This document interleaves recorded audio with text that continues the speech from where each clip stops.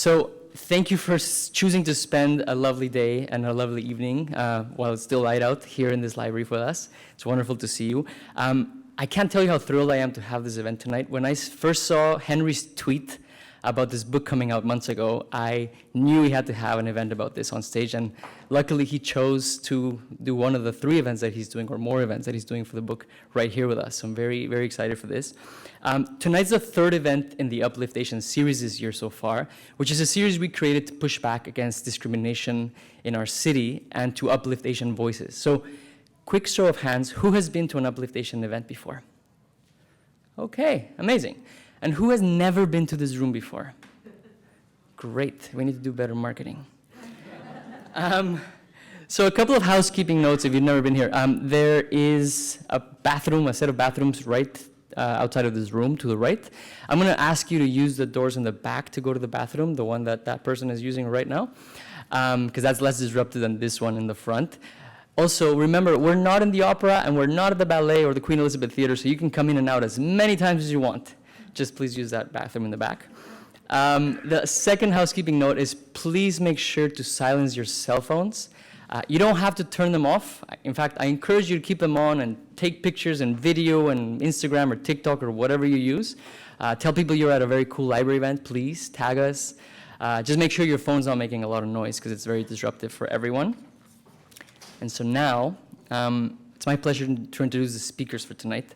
So Henry Tsang is an artist who explores the spatial politics of history, language, community, food, and cultural translation in relationship to space. Now his artworks take the form of gallery exhibitions, 360-degree video walking tours, curated dinners, and public art. Henry teaches at Emily Carr University of Art and Design in Vancouver. Andy, I promise you I'm gonna unlock that door after I get off the stage. No, it's okay, sorry.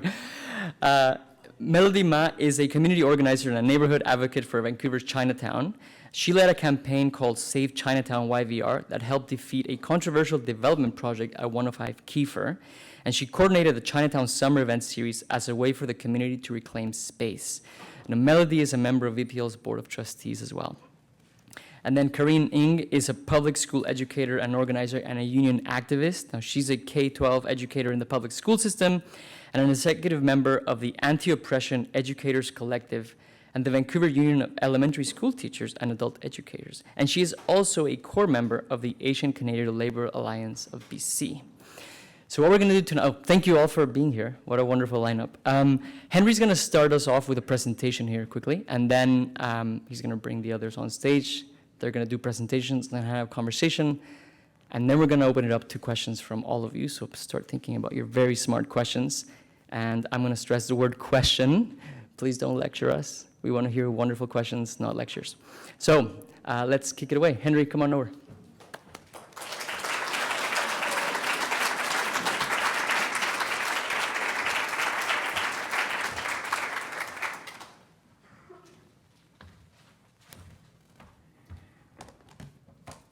Hello, how are you?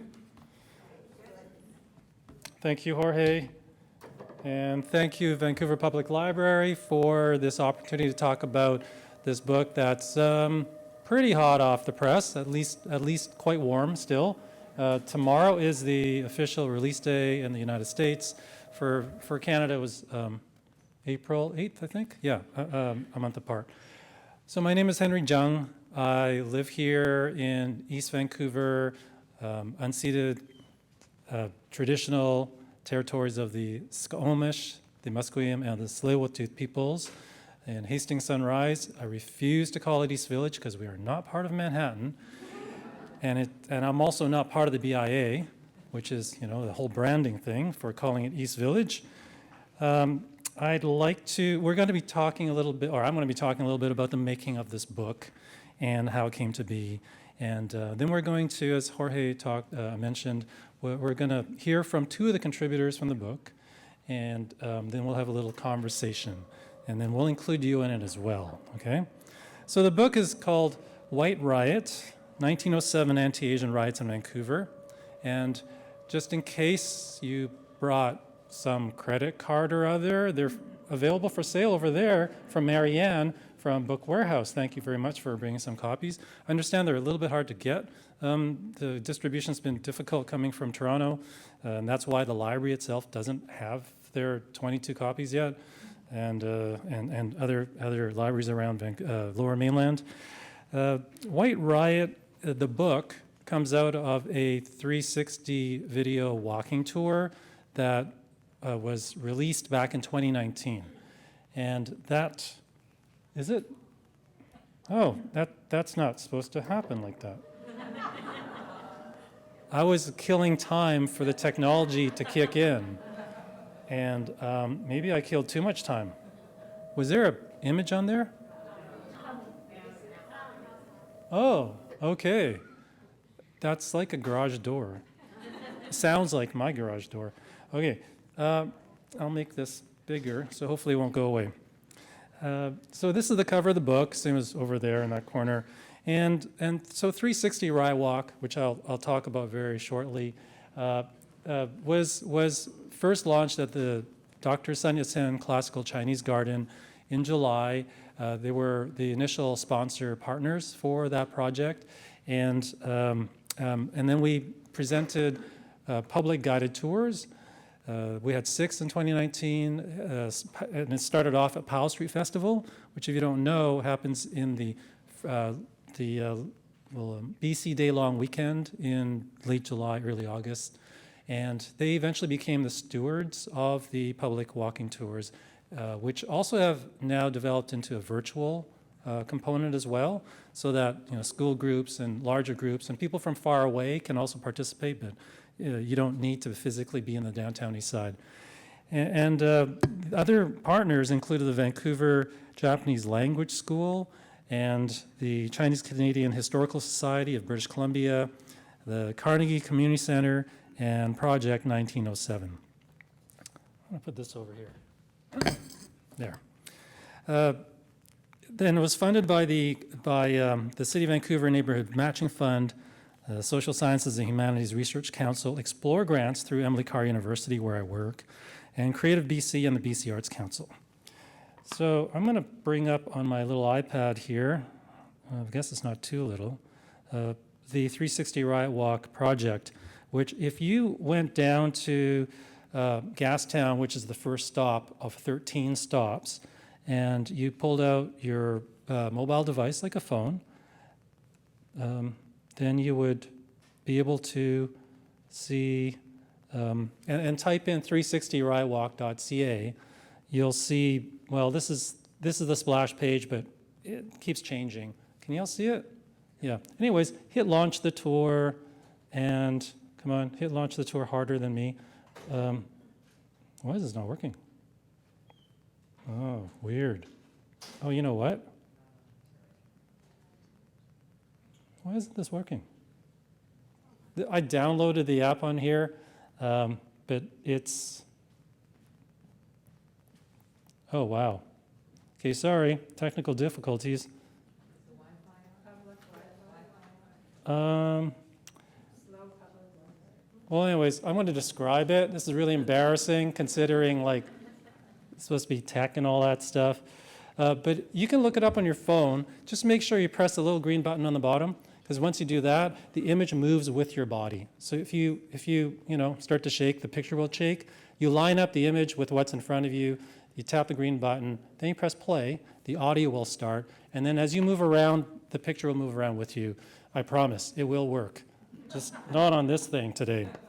Okay, anyways, so 360 Riot Walk traces the path taken by the rioters when they left City Hall, where all the speeches were being made by the Asiatic Exclusion League members and their special guests in 1907, and the mob went down to Chinatown to attack the Chinese, and then the next day to attack the Japanese Canadians around Powell Street. And it was a 2-day event, and there were reinforcements. Other white people joined in, and it was a huge deal. You'll learn all about it by checking out the tour. The entire script is in the book. There are lots of stills from the 360 Riot Walk panoramic photographs, the 360 images. And this walking tour actually came about, I can show you pictures. Here's a card from some member of the Asiatic Exclusion League in 1926, Mr. Woodward. I don't know if he was related to the department store Woodwards. I don't know how many Woodwards there were in Vancouver at the time. 1926, was that the year the KKK used Glen Bray in Shaughnessy as their clubhouse? Anyone know about that? No, anyways, they were in Shaughnessy for a year. And here's the Beatty Street Drill Hall across. That's the Beatty Street Drill Hall. So the marching area is the Beatty Street grounds, and that's where the mayor of Vancouver with his wife in a cavalcade and marching bands, 2 marching bands, thousands of people waving White Canada Forever, Rule Britannia, all that kind of stuff, led by the major from the drill hall. They marched through downtown, went to City Hall where all these speeches were made, and that's where the mob broke out to attack the Chinese and later the Japanese. Here's City Hall back then. It was next to the Carnegie Center on Main Street. The old Market Hall was on the 2nd floor. And Vancouver's riot was 3 days after the Bellingham riot. And that one was a anti-South Asian, anti-Hindu, as they called the South Asians back then, the white people, sort of like, well, it wasn't really a riot. It was more like round them up, beat them up. The ones who can still walk, force them out of town or force them onto trains. So the ones who ended up going north came into Canada only because they were British subjects. They came here just in time to watch another riot break out, but this time against East Asians, not South Asians. There were no more Chinese to kick out of Bellingham. That happened in 1885 or something. So yeah, all along the West Coast, anti-Asian sentiment was rife and had been happening since the gold rush. And all the guns and ammo was bought up by the Chinese as soon as the riots started. And so the police told the store owners to stop selling to the Asians. I don't know if they said stop selling to the whites, but that's what they said about the Asians. And 360 Riot Walk was preceded by another project I did in 2017, I think, called Riot Food Here, which asked the question, which looked at the same topic, asked the question, what would you have eaten just before you went out to attack the Asians as an angry white man? What would you have eaten just before the angry white man came into your neighborhood to attack you and your family? What would you have eaten as you watched the angry white man attack the Asian people on your land? So I worked with a chef, Chris Barnholden, posing this question and did a lot of research, basically asked a lot of old people, you know, what did your parents eat that way back when? Because no one's still alive from back then, right? Or I don't know any of those folks. And yeah, they'd have to be 120. And so we set up pop-up tables with chairs at 4 of the locations along the route of the parade, demonstration, and riots of back in 1907. And here are the 5 different foods that were served to anybody who wanted to come by and sit with us. There's, the white people got the most expensive part of the meal, roast beef with Yorkshire pudding and horseradish. Everything was made fresh that morning. The second most fancy was the Japanese, because the Japanese actually had a lot of money compared to the others back then. There's mochi, right, with tzatziki, red bean paste in the middle. And for the South Asians, there's chapati and dal. For the Chinese, there was congee with pork and corn, very North American, that part. For the indigenous, there was candied salmon with pickled spruce tips. So, and right now is a good time to pick spruce tips. They're really yummy and tender, if you didn't know that. And so we set up outside the Beatty Street Drill Hall. Here's a menu, there's a schedule. And what kicked off these 4 weeks of eating on the street and having conversations about what you knew about the local neighborhood and the history of Vancouver and also the 1907 riots was a walking tour with Michael Barnholden, who had been leading walking tours on this topic for quite some time. He's the author of a book called Reading the Riot Act, A Brief History of Riots in Vancouver.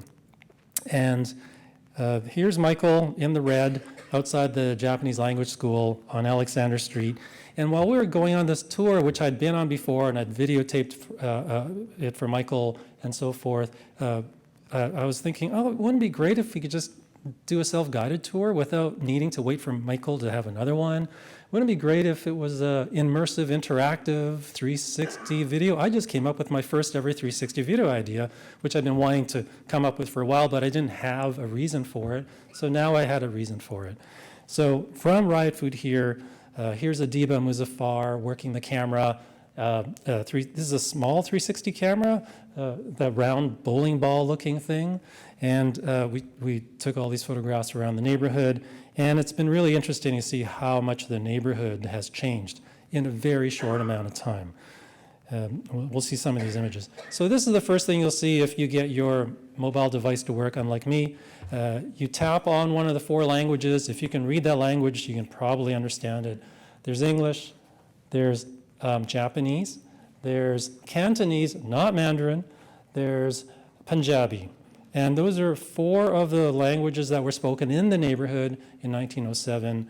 And there's also Squamish, Snitcham in each of those 4 embedded in the first stop. Here are the 13 stops, the map. You tap on the little red dot with the number and it takes you straight there, but really you should start with number 1. And if you keep hitting the forward button, you'll get to number 1 and so forth. Here's somebody using the tablet. Stop number 2, Carroll and Hastings. And I'm going to play a segment, and I probably won't play too many. Is the audio working? Uh-oh, uh-oh. Okay, I gotta change this again, even though I set it up earlier. MacBook Air. Oh, it got disconnected.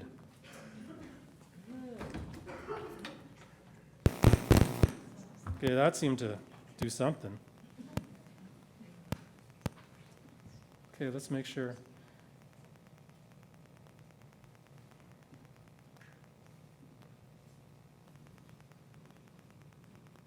Where you are standing is the beginning. Okay, that's not it. Huh, so much for testing it out.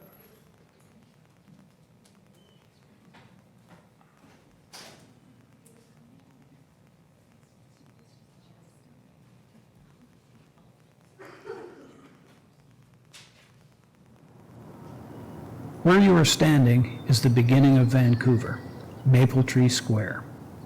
This was also known as Luk Luke, which was a seasonal camp for the indigenous Musqueam, Squamish, and Tsleil-Waututh peoples.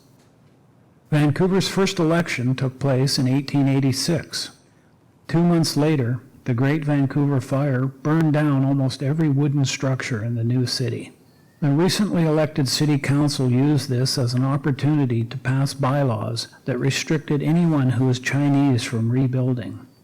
On February 24, 1887, some 300 angry white men raced to the camps of the Chinese laborers at Cole Harbor. They had been hired to clear the land of trees in what is now the West End. There, they attacked the Chinese workers, knocked down their tents, then burned all their bedding, clothing, and provisions. This corner of Carroll and Hastings was the center of Vancouver's first entertainment district. The business interests of the dominant European immigrant community forced communities of color into the more undesirable and precarious areas of the city, forming ethnic ghettos. Anti-Asian and anti-Indigenous sentiment was rampant. Asiatic exclusion leagues were formed in all major cities along the West Coast. In 1907, the economy was depressed with increasing unemployment. Over 8,000 Japanese immigrants arrived in the first 10 months of the year, an unprecedented increase from previous years. British Columbia's Attorney General William Bowser proposed an immigration act that would significantly restrict Asians from entering the province. But it was not given royal assent by the Lieutenant Governor, mainly because it violated international treaties with Japan. On September 5th, some 500 Punjabi sawmill workers in Bellingham, 90 kilometers to the south in Washington state, were attacked by white laborers and marched out of town. Those who went north were allowed into Canada only because they were British subjects. Many arrived in Vancouver in time to witness the riots. So that's a little excerpt, a little kind of like recreation of the experience of 360 Riot Walk. We created a video, like artificially, because really the way that this works is you're supposed to navigate through this. And it's also highly edited, so I picked out snippets from the audio track. So that's not, that's only part of it. The entire audio track for all 13 stops, it's about 40 minutes if you go through it all. If you go on the walking tour, it takes a lot longer because you're gonna have to do some walking and also try not to get bowled over by someone riding their bike down the sidewalk or blocking someone trying to get by, and also don't stand in the street because you'll get hit by a car. So don't do those things. So yeah, I love this picture because this is one of the public guided tours, and there's people facing a wall, right? And they're facing in every direction because they're all kind of spinning around and while they're listening. It's a lot of information. Some of the streets are some of the areas are a lot busier than others, some are quieter, and it takes a bit of concentration. The entire script in text form is available on the website in case anyone ever wants to refer to it. And there's also keyboard shortcuts in case people aren't very good with a mouse, and you can press the letter Z and goes to the left. I can't remember them all. But anyways, we put a lot of energy into that. And here's another excerpt, but I'm In not going to play them all. 1907, the Vancouver Trades and Labor Council, a conservative labor organization, founded its own chapter of the Asiatic Exclusion League. They advocated for a white man's country and the prohibition of Asian labor to be achieved through legislation and violence if necessary. The Asiatic Exclusion League immediately organized its first event, a public demonstration on Saturday, September 7th, followed by a parade and speeches at City Hall. Okay, so yeah, I've got more of these clips. So I'll just move through them quickly. Oh, okay, thank you. Yeah. Here's another one, but I'm going to skip it.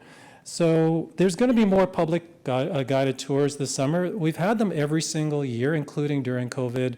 The fewest was in 2020. We only had 2, but it's outside. You can do social distancing and so forth. Tablets are provided. Headphones are provided. You just have to sign up in time because there's only 10 slots per tour. We don't want them to be too big. Some of the street corners are really tight. And 2 of them will be at the Powell Street Festival, as it has been every single year, except for 1 year when they did a telethon instead. And for the first time ever, they're going to start charging money for the guided tours outside of the Powell Street Festival. If you take the tour during the Powell Street Festival, it'll be free as always, but they're trying to do some cost recovery because everyone gets paid, right? And also the tablets are expensive, and we've had some get destroyed by rain. So yeah, I mean, there's going to be some cost recovery from all that stuff.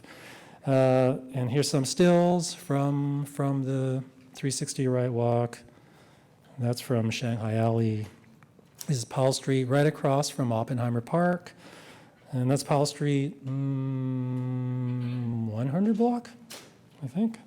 And after the tour, we have a post-tour discussion where the experiences really start to come together. People talk about what they're thinking, and they share their thoughts, and they raise questions, and it's a very special time. Now, so this book, White Riot, I also created a limited edition special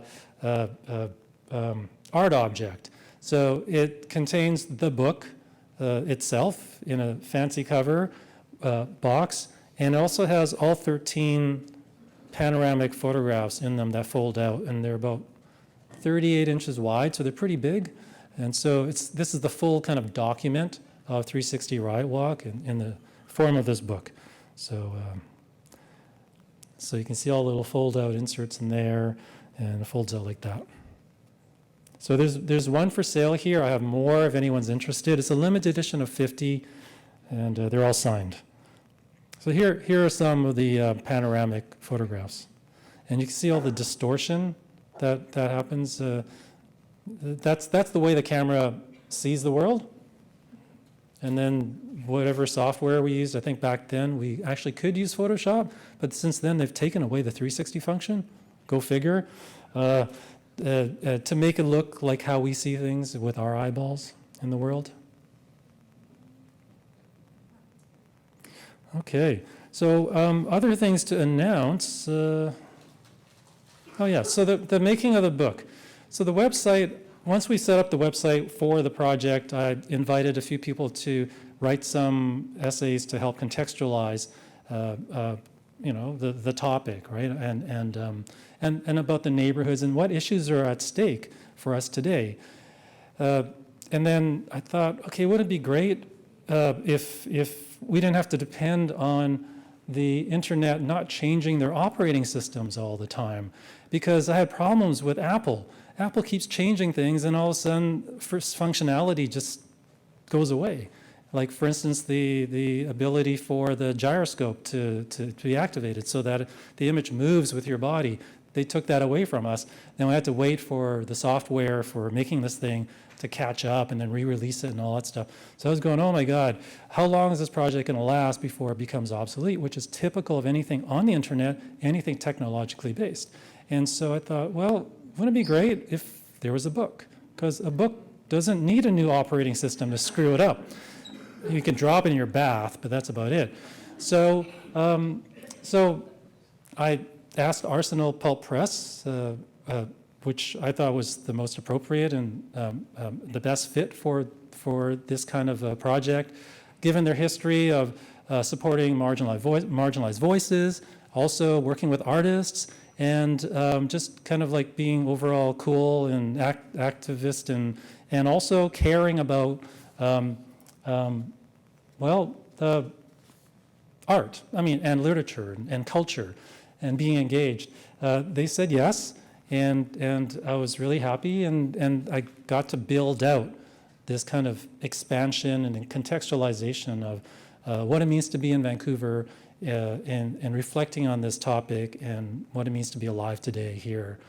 And that's how this book came to be. So the other contributors are Michael Barnholden, who co-wrote the script with myself. The foreword, it was written by Patricia Roy, who's sort of like the first historian to really look at the history of white supremacy in British Columbia in a very matter-of-fact way, really important work.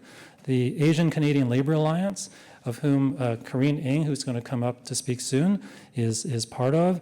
Angela May and Nicole Yakashiro, who wrote the essay, Why We Say Powell Street, Not Japantown. Paul Inglesberg, who wrote about the Bellingham Riot and 7 other anti-Asian riots that all happened on the West Coast within 12 months of Vancouver's. So it wasn't exactly an isolated incident. Melody Ma, who will also speak about very soon about her work in fighting gentrification in Chinatown. Andy Yan, who is sitting in the far corner, who analyzes the census from 1901 and 1911, and he will be part of a discussion in September with Jack Chen, who's an American activist and scholar out of New York. We're flying him in, and we're going to have a talk at SFU Woodward's on September 20th. And Jeffrey Masuda, Aaron Franks, Audrey Kobayashi, and Trevor Weidman with their research project, Right to Remain, that looks at the history of dispossession of people since colonization around Vancouver, and that there will be conversation between them and Angela May and Nicole Yakashiro about the history of that history, and also the history of the Japanese Canadians and their displacement and dispossession ever since the Second World War. So that leads us up to, so those are upcoming events that'll happen, Powell Street Festival, as well as September 20th at SFU Woodward's. And after this talk, after the conversation, we're going to be around for more questions and also book signings and all that kind of stuff, if you wish. So now I'm going to introduce Karine Ng and Melody Ma in that order, and they're going to give a share with you some of their thoughts about how they came to be writing their pieces for the book. Okay, thanks.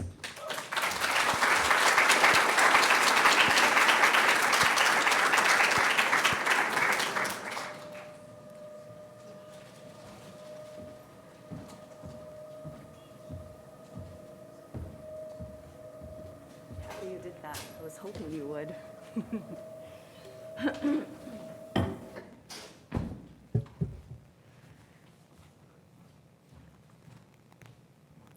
All right, good evening, folks. What a great turnout. I just want to thank Henry for providing this opportunity, and as well as VPL again for the venue and the opportunity for us to talk about something that I think, being a city situated on the Pacific Northwest, being a portal of Asian immigration and therefore labor, because I think immigration is always, in the past as it is in the present, tied to labor.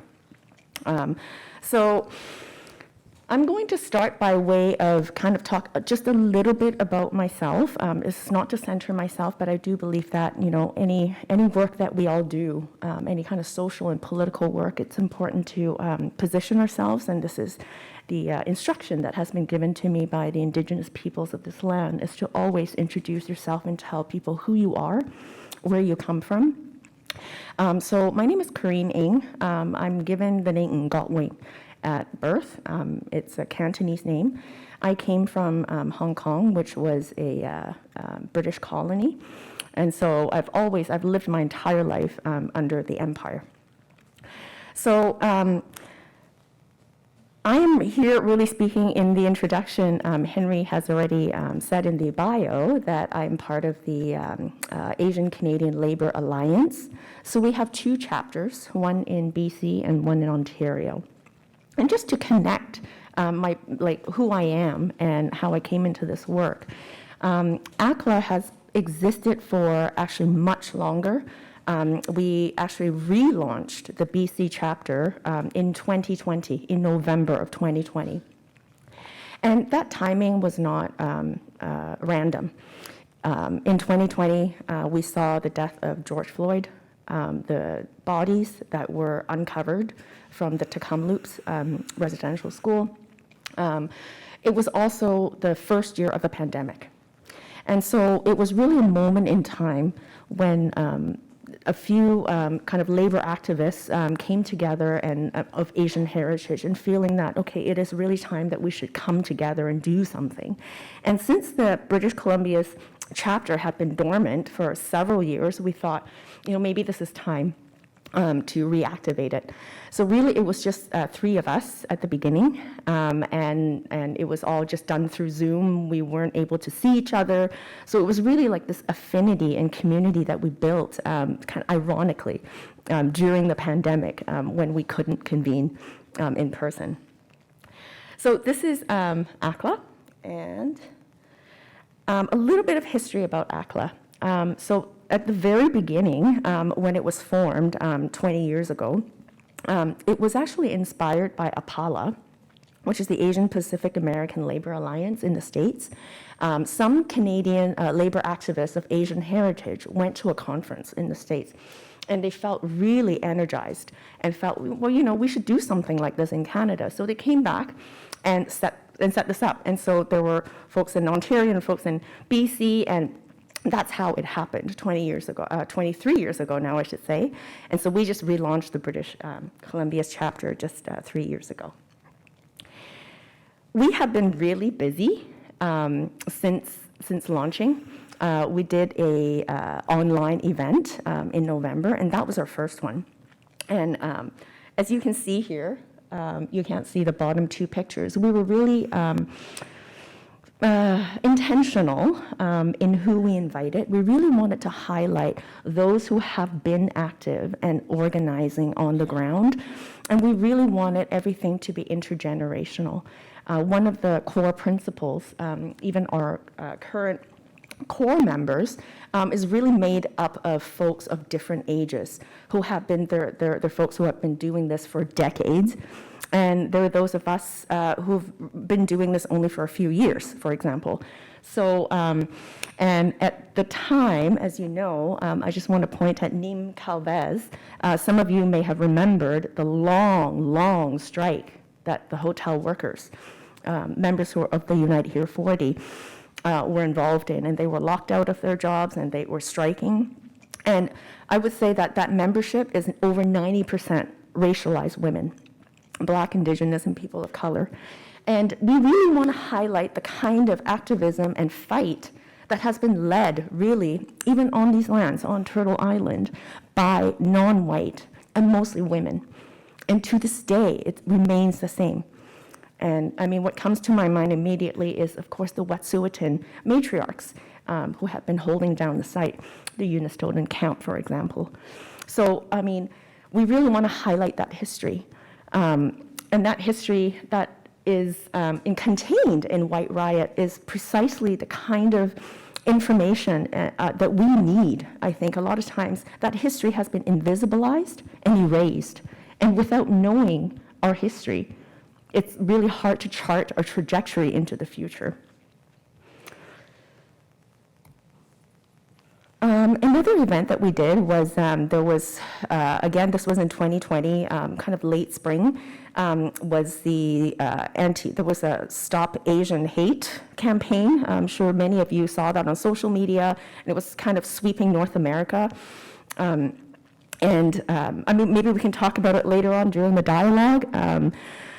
2 years, 3 years later, you know, there's different analysis that came out of that. We did organize an alternative rally.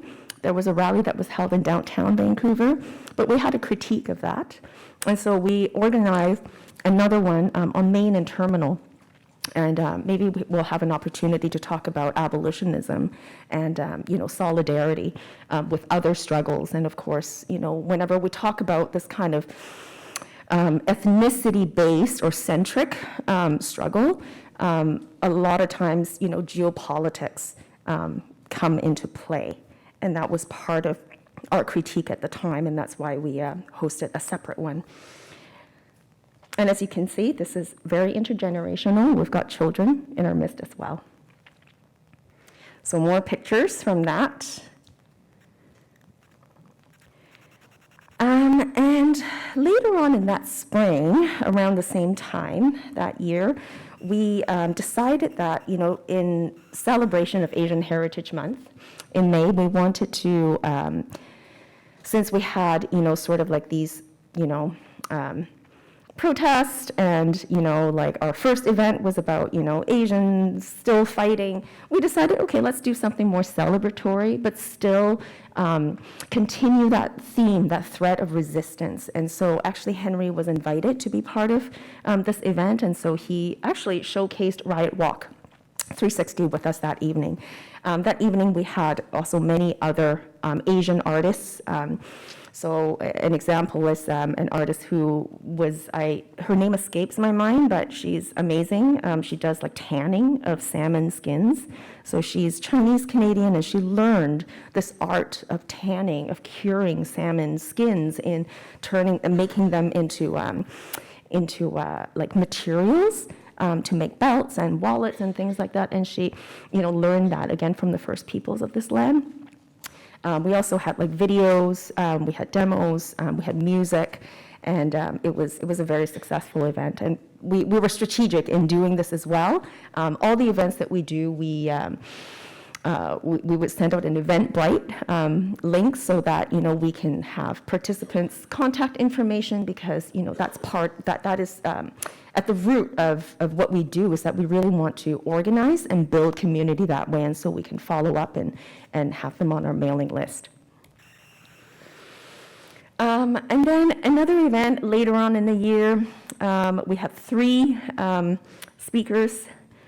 And as you can see, you can't really see the whole picture down below, but we were also very intentional in how we structured that event. So We had a Palestinian Canadian activist, because our theme for that one is local and global solidarity, just understanding that not only do we need to fight locally, our struggle here is always linked to struggles elsewhere.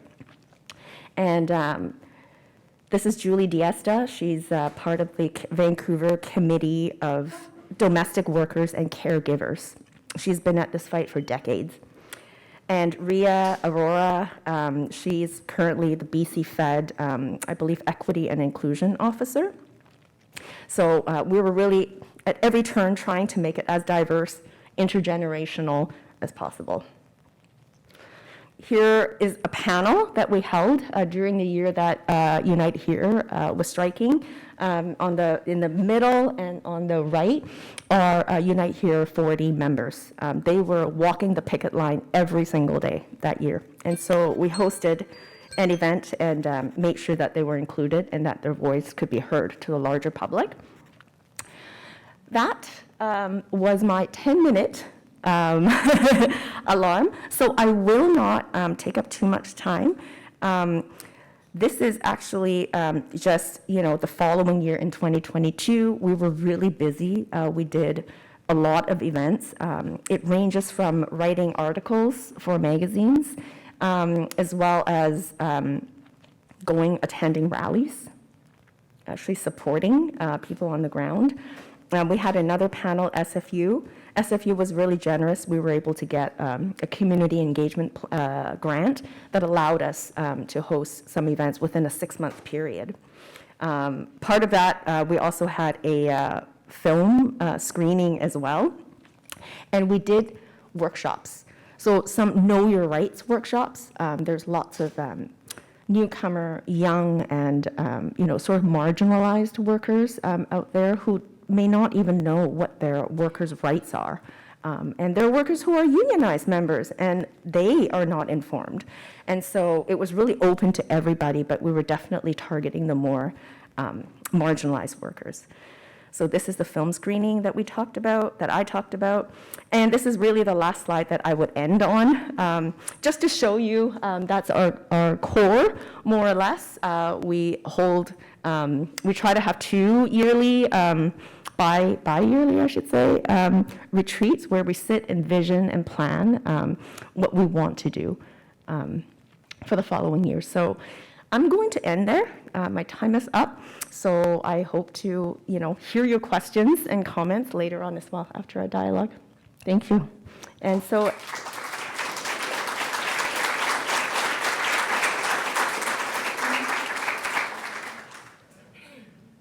I will now invite Melody Ma to come up here. Is this your? Okay. All ready for you.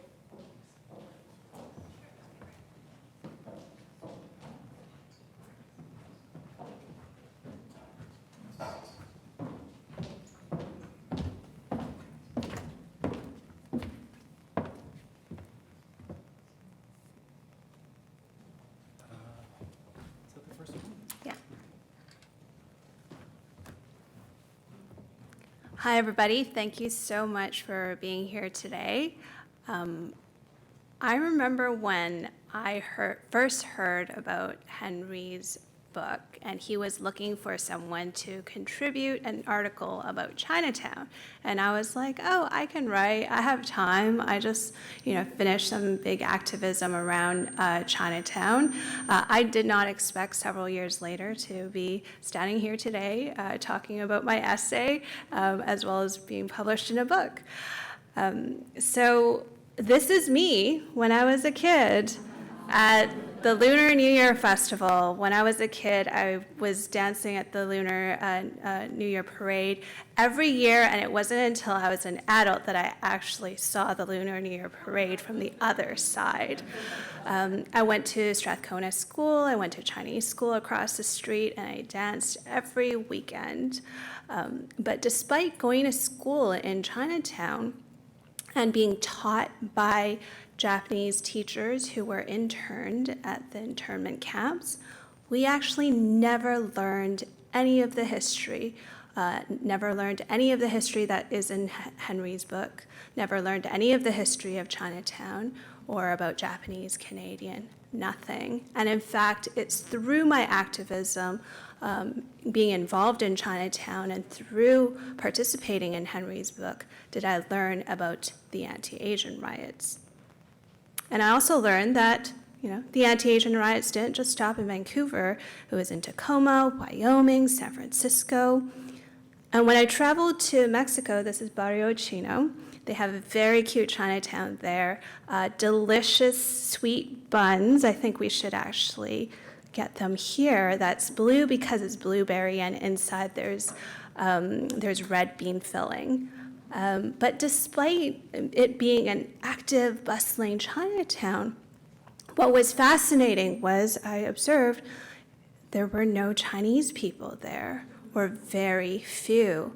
And I was thinking to myself, that is really weird. So I just did some internet sleuthing, and I found out that there is an anti-Asian riot in Mexico too. And this is in Torreon, and this is in the north of Mexico City, where over several days, because of labor and business disputes, over 300 Asians were massacred, were killed. And that included Chinese as well as Japanese Mexicans. So it's not just the Pacific West Coast, it's everywhere. Down the Pacific West Coast, up and into the United States, and down into Mexico. And in Mexico, in the 30s and 40s, they expelled all the Chinese folks out of the country. So what does anti-Asian racism kind of look like outside of violent massacres?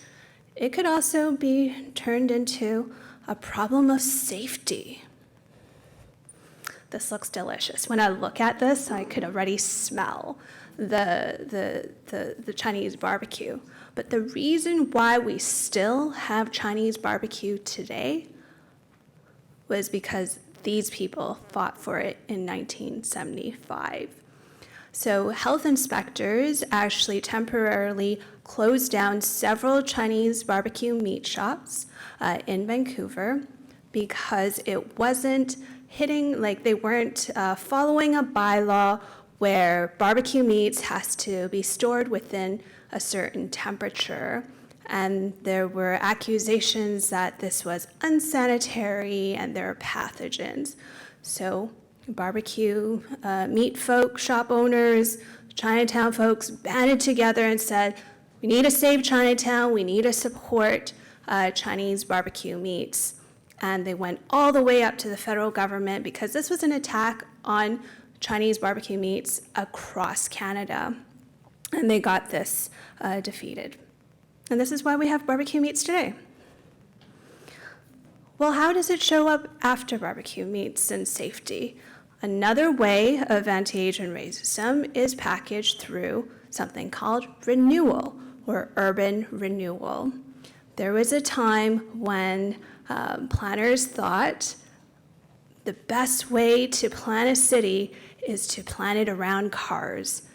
What is the fastest way to get a car from point A to point B? And that is to build freeways. So where do you put the freeways? Of course, in blighted areas like Chinatowns. So in Vancouver in the late 60s, early 70s, they wanted to ram the freeway through Chinatown, through Strathcona, and the community, again, fought, came intergenerationally. Some of the folks are even fighting with us to this day. And the freeway was unfunded, and we don't have a freeway going through Strathcona and Chinatown because of these efforts. But unfortunately, the viaduct still went through, and that destroyed parts of Chinatown, some of societies that were there. The first London Drugs was there, as well as the Black communities, Park Lane, also as known as Hogan's Alley. But this urban renewal wasn't just limited to Vancouver. It was also in Boston, Philadelphia, New York, Seattle. In fact, if you go to Seattle, you'll see a freeway just like dividing the Chinatown International District into two. It's like broken into two parts, and it's still there. So now that we've pushed back renewal, how does anti-Asian racism show up again? Well, under revitalization is now the new word. What does revitalization mean?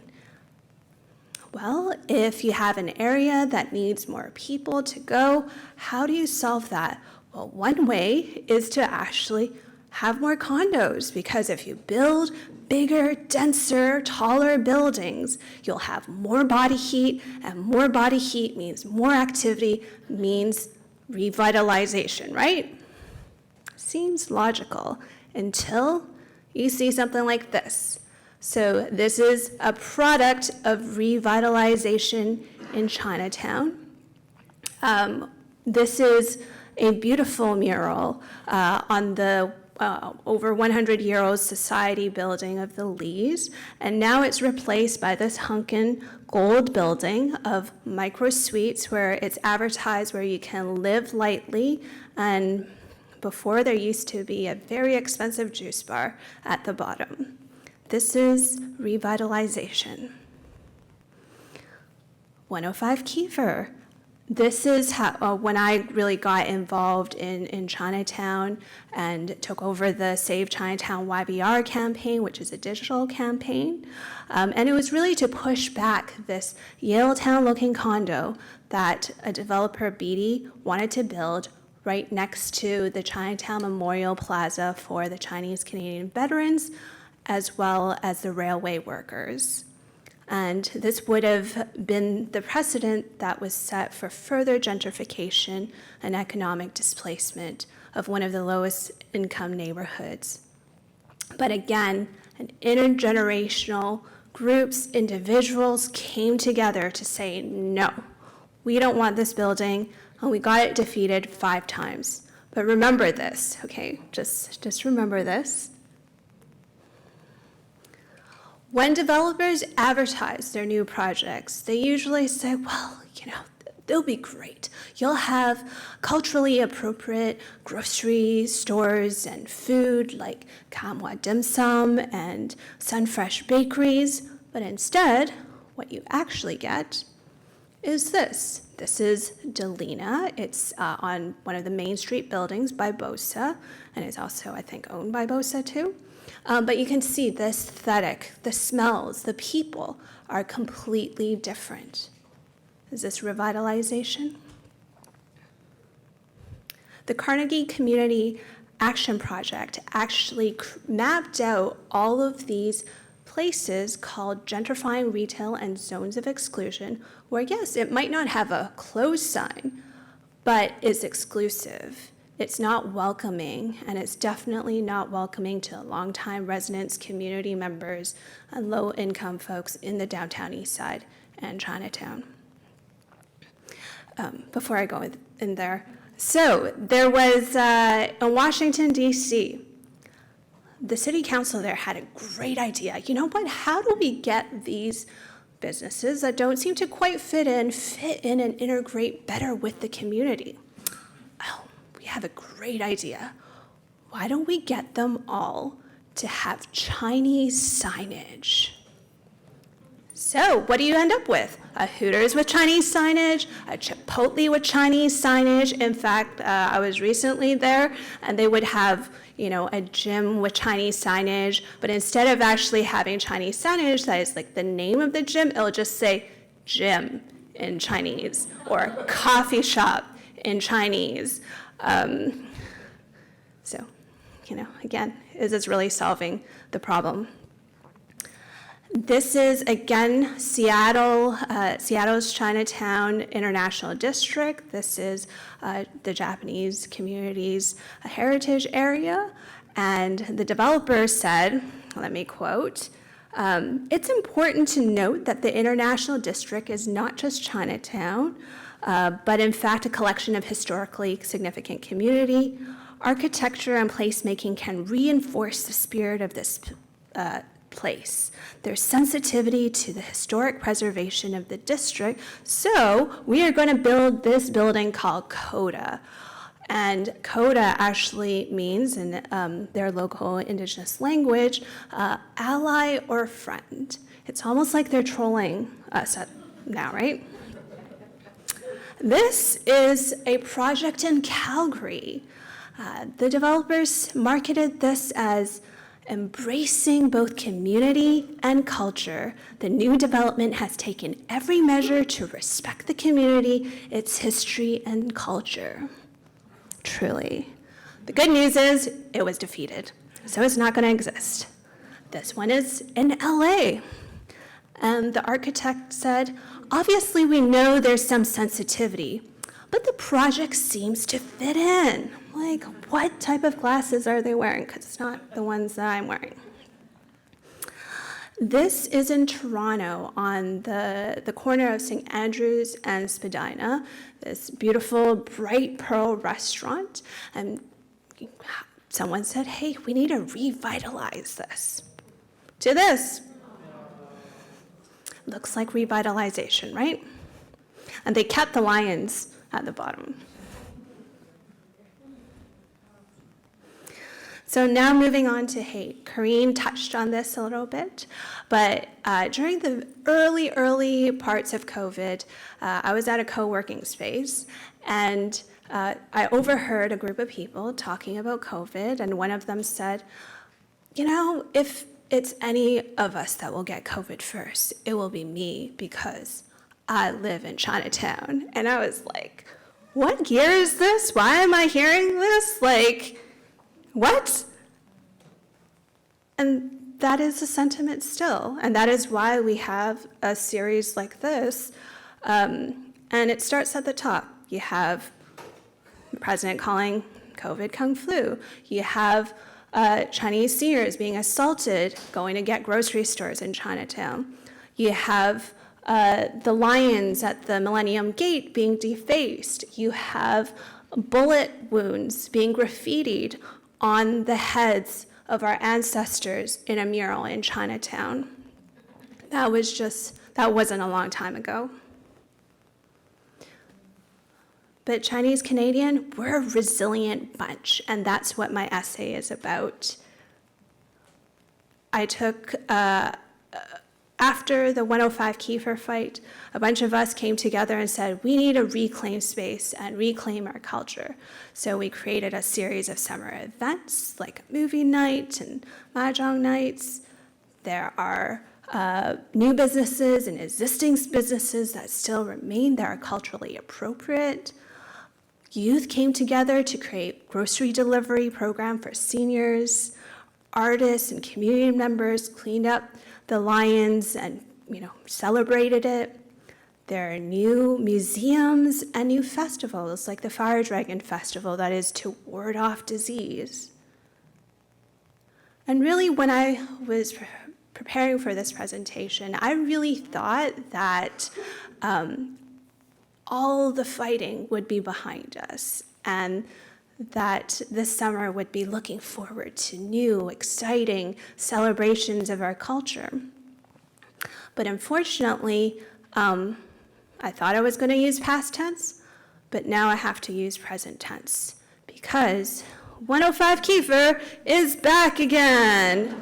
We told them no 5 times, it got rejected 5 times, but BD's stubborn, and they, again, are proposing the exact same development that got rejected right next to the Memorial Square. But hey, it's been 5 years since the last rejection. Chinese Canadians, we've been fighting for over 100 years. We've been fighting for a century, so we'll fight back even harder. But we will need all of you to participate, because Chinatown isn't just Chinese Canadian heritage and culture. It's part of Vancouver's history. It's part of Canada's history. So if you are compelled, the hearing is on May 29th at City Hall. We need folks to write, speak, take action, and join us at Save Chinatown YVR. Thank you so much for your time.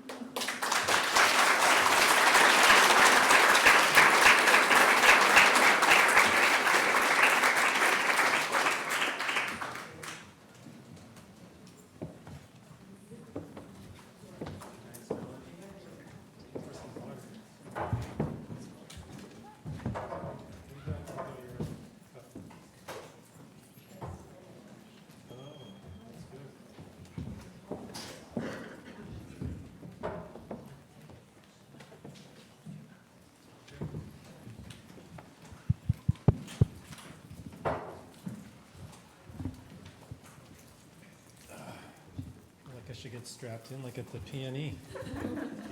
Good. All right, this is our conversation part, and the way that we're setting this up is I'm going to start with a general question for both Karine and Melody, and then Karine's going to ask a question to one of us, but we don't know whom. It might be for both.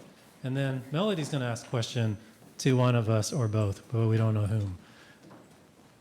So yeah, here we go. So the question I have for you both is, how did you become involved in community? And how did you get involved in activism? Because it's obvious from your presentations that you've put a lot of energy, a lot of effort into making a difference and making change.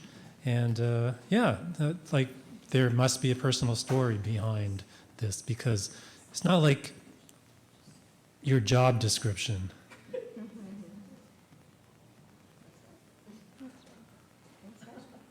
Sure, I can start. It's definitely not my job description because I don't work in this area at all.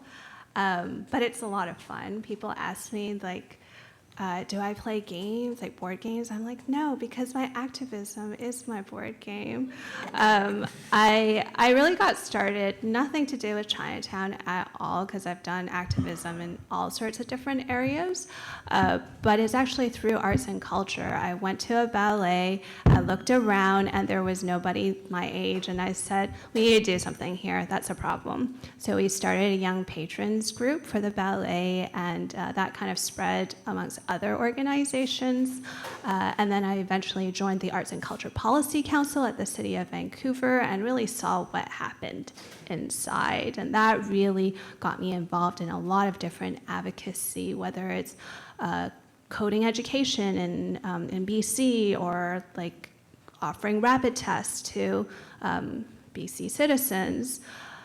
For Chinatown specifically, it was through 105 Kiefer. And that fight was well on. I was just another person coming into this intergenerational fight, bringing my digital skills. I work in tech, so a lot of my digital and communications skills to help move another part of this activism and advocacy forward. And what inspires me to keep on participating in this, even though it's been so long and it's a lot of hard work, is because I sit in these rooms and I see people like Hein Wei and Shirley Chan, and I go, these folks, they were in my shoes when they were younger, and they fought the freeway. They built some of these institutions.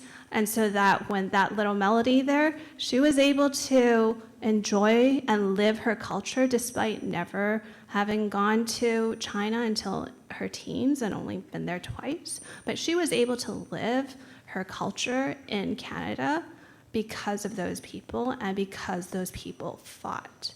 And so now, when I think about my activism, I think about the next generation.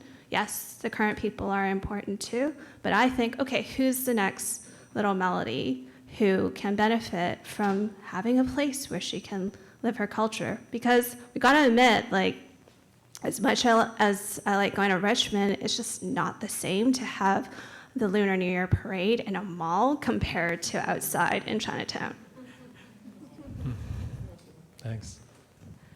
I love it, Melody. Can you hear me okay? Yeah, okay. Especially that this is perfect segue because, as an educator, right, like as you talk about generation, I don't have biological children of my own, but as an educator, all the students, like for me, are my children. And I'm gonna actually talk about a little story, talk about intergenerationality. When I came to Canada, I was 12. Yeah, I was 12.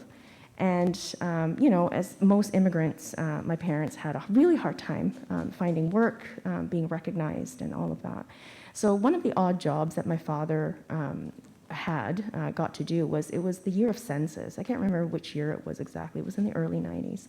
And back in the day, you didn't, do this online, right? Like, there actually somebody coming to your home, knocking on your door, And so, I mean, by circumstance, my dad found himself in neighborhoods such as Chinatown and downtown East Side, knocking on doors of some, SROs. His work even brought him to areas, I believe, even on the Musqueam Reserve. And he came home one day and related a story that at the time I had no language or the intellectual capacity to, analyze it. But what I had was, it's those residue of, emotions and feelings. And he related the story of how he knocked on the door and an indigenous man, answered the door and he was very angry. And he asked him what right did he have to be doing this work on this land. And again, I couldn't really process it. And I go back to moments like this. So we often think of time as linear, but to me it's not. It's multi-layered and it's circular. And so what kind of brought me into this work is actually a lot of these moments in my history and childhood as well. And why labor, being a teacher now, being an educator, like similar to what Melody's saying, it's passing on that torch. I also went through, I would say, several years of mild depression, of just not really understanding what is the point of living. I mean, what is the point? Am I farming children just to replicate, this capitalist system? And it's really this work. I mean, activism is a really problematic word. I don't consider myself an activist, actually. But it's just, I think this work itself is therapy. It is actually a way so that I do not fall further into depression. So I would leave it at that. Oh, okay. Did not expect that. Thanks, Karine, and thanks for your courage. It's funny, I'm an educator too, and I definitely do not think of my students as my children. But maybe that's because I have children. But definitely the younger ones in first year, there's so much skill development that they have to. It's a huge learning curve, right? Learning how to, in some cases, do laundry for the first time, or and I always keep telling them, you got to eat on a regular basis. And yeah, my dad was right. I did not believe him when I was young, but you got to sleep. If you don't get enough sleep, it's going to screw up your schoolwork, and then your projects will suck, and I have to give you a crappy grade. So eat and sleep. Yeah. Sorry, that was a bit of a digression. But it's something I'm passionate about, eating and sleeping. Okay, so do you have a question for us? Yeah, I do. So I kind of said to you both earlier on the patio just before this, we had a little huddle. And I'm very, very curious as to, how you look at solidarity, especially, us embodying, right, that identity of being Chinese Canadian, how do we movement together in solidarity with others on this land and beyond, and sort of from a abolitionist perspective. And I really come at it because the Stop Asian Hate slogan, it's becoming more and more uncomfortable for myself because, is it really hate? Are we individualizing these incidents? Or, is there a need to really look at sort of that systemic injustice that has always been there and that has affected not just Chinese Canadians, but many, many others as well? For both of us, or? Yeah, any one of you. Okay, so just for clarification, when you say abolitionist, do you mean emancipation? Or is it freeing the slaves? I'm thinking, Abolitionist? yeah, the military, police, state, the carceral logic. Because a lot of times we hear the solution to, the Chinatown vandalism and violence is more police. We need more security. Oh. That's just one example. Oh, okay. Yeah. I mean, maybe I'll start with an example. So during 105 Kiefer, it was an intergenerational effort with a lot of monolingual seniors who were there because, this is affecting their lives. They are living in this place, and this project will affect them on a day-to-day basis.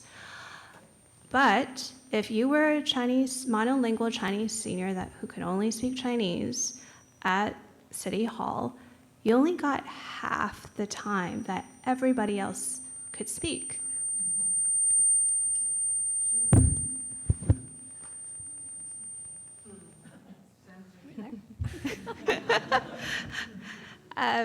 And the reason why I say that is because the senior can speak in Chinese, and then they needed a translator to translate their Chinese into English, and they still only had exactly 5 minutes to do that. So if you're speaking in Chinese, you get your time cut in half.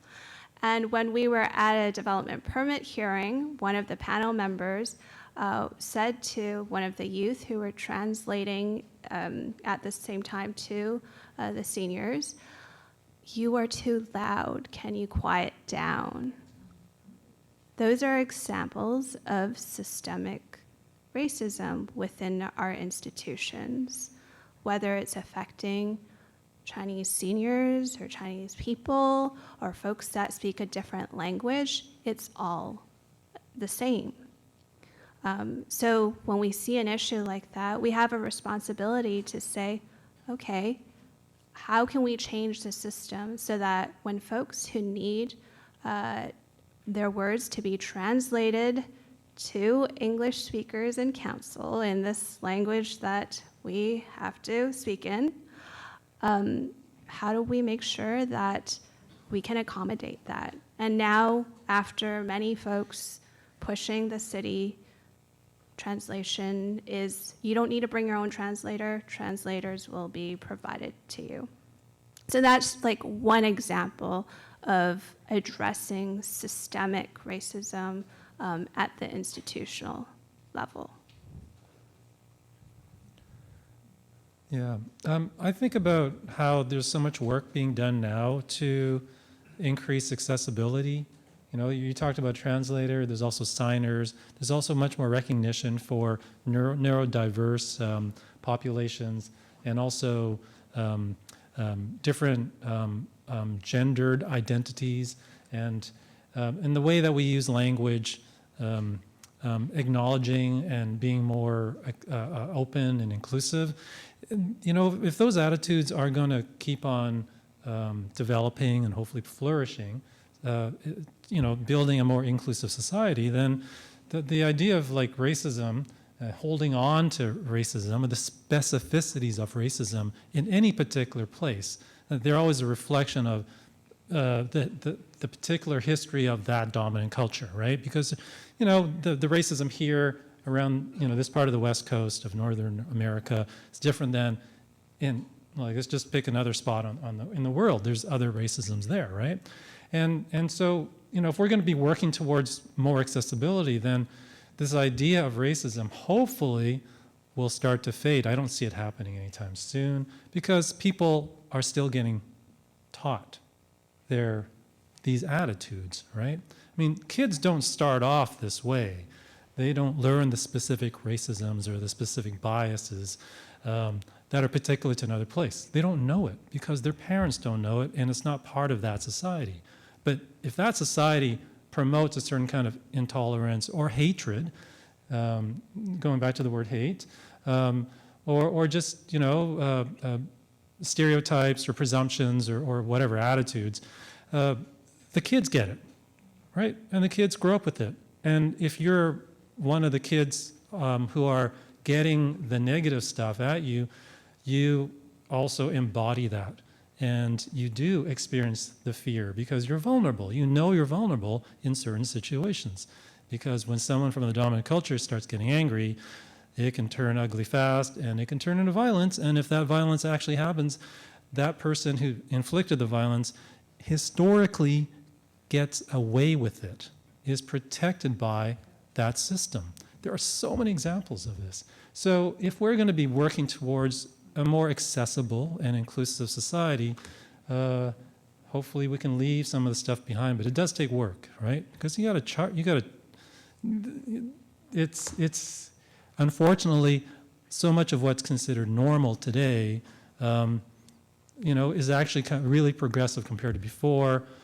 And how much more do we have to work towards the future where the kids will be that much more enlightened than we are currently today?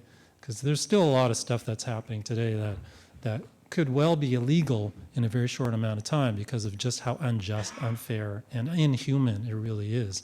And we just take it for granted today. So that kind of self-reflexivity takes a lot of work. No one's like perfect in this way, but if we all can just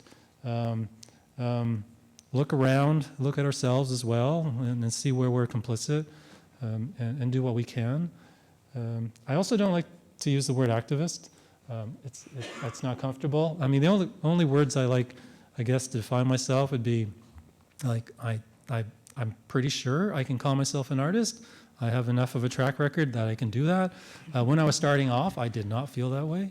I just thought it'd be presumptuous to do that, and when I was young. And I can call myself an educator because I have this job that says I'm an associate professor. So, on my business card it says that. But it's not like I grew up wanting to be a teacher. Just sort of ended up there. And some people call me an activist, but other real activists don't. So, and then someone called me a writer. But okay, now I got this book, but I don't feel like a real writer. Like there's real writers, and then like I worked on a book. It just took a form, right? Before that it was a 360 video project, but it's not really a video either. Karine, I would love to hear your answer to your own question because it seems like you've obviously thought about this quite a bit. That's not fair. I would love to hear what you think about it. Yeah, I mean, I don't want to take space, right? I also want, if you have another question, please ask. Yeah, I'm genuinely interested. Yeah, me too. It came from a particular place, Yeah. right? Yeah, I mean, in the bio, Henry also mentioned, I'm part of a group that's called the Anti-Oppression Educators Collective, and I count myself really fortunate to have found, a group of fellow, K-12 educators, and that's like around 2020 was the time that we began, that journey on learning about abolitionism, and we were like, some of us were involved in getting the SLO, the police, out of schools, out of the Vancouver School Board. They're a VPD, Vancouver Police Department, right? They would have like school officers that are stationed at all the high schools.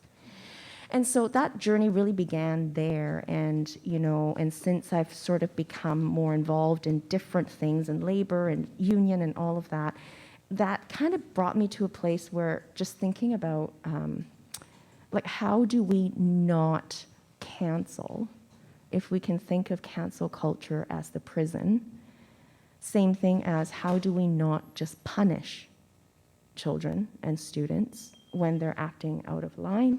So that's kind of what I meant by carceral logic, is how do we be in good relations with each other so that we don't have to rely on punitive and militaristic and, the police. And it can come in many forms, right? Teachers can be police, depending on how we teach. Healthcare providers can be the police, depending on how they provide the service. So that's kind of, maybe an artist on a, Canada Art Council jury can be a police in how, we make those important decisions.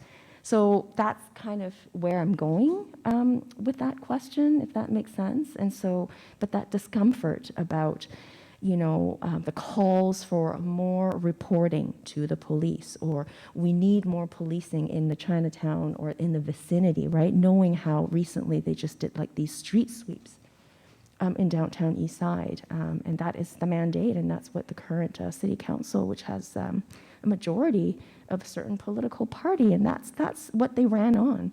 And I have a hard time reconciling that, just because, yes, I do see that this increase in anti-Asian racism, but that racism has always been there. It's not new. And actually, more violent forms have always been there, you know, and kind of levied towards Indigenous peoples and Black people, like disproportionately, like even more so. And so how do we talk about anti-Asian racism without like forgetting like this kind of historical long view and broader view of other oppression, other forms of oppression that have, you know, always been around and continues to be around, and how do we move away from punitive measures?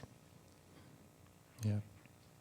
Big questions, hard work to address, for sure. I'm mindful of the time. Does anyone have any questions or any comments here? Yeah, over there. Sorry for my English because I'm not a native speaker. I would like to know how do you see the collaboration of the non-Asian people nowadays, and if it is increasing or not in your cause, and how can we get more support from the non-Asian? I'm telling not because of Canada, because I'm recently arrived here, but I'm from Brazil, and I see that in some movements, for instance, we have more problems that I know in case of the Black people, not as much as that I know with the Asian people, but I think it's always important to have all of society united in this type of situation, because it's a problem that must be solved for everyone, not only, because I think that if a society will become each time worse if we do not move the privileged ones. So how do you see this here? I don't know if I was clear. Repeat the question. Is your question about how to involve non-Asians? Yes, how the non-Asians cooperate with you and all these movements that you presented, if you have the support or not, proportionally, if you expect more or feeling excluded. It's a challenging question to address. I mean, if anything, it's really about community. There's different communities, right? There's more specific communities and there's broader communities. The idea of a general public can often be used as a weapon because it can be used to exclude certain others who somehow don't qualify. Like, for instance, when I was taught a long time ago, women got the vote in 19 whatever. Well, they didn't put the word white in front of the word woman, right? I mean, they should have. So I mean, because you also have lots of people, not just women, who didn't get to vote until 1947, 1961, 63, et cetera, right? So when we use the word we, who are you talking about? And that's something that I think we also always have to be very aware and conscious of. And if we try to actively keep including more and including folks you hadn't considered before, while understanding sometimes it's not really useful to have everyone included, because sometimes you have particular specific issues that need to be dealt with within a smaller group. So yeah, it's very complex.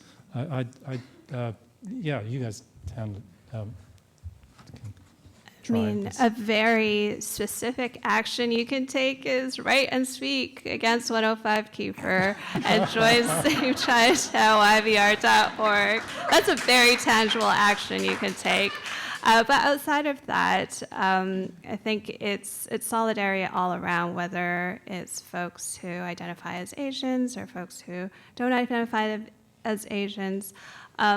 It's solidarity all around. So, for example, like even the notion Asian, that is a political term that was created, right? Like Asians are not a monolith.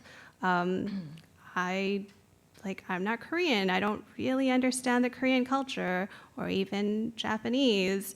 And even within Chinese people themselves, or ourselves, there are different Chinese people with different migration histories, with different politics, whether you're from Hong Kong or whether you're from mainland China, whether you identify with Chinese Canadians here, or maybe or Taiwanese, or folks from Southeast Asia. Like they're even within, say, Chinese diaspora, there's so many different people.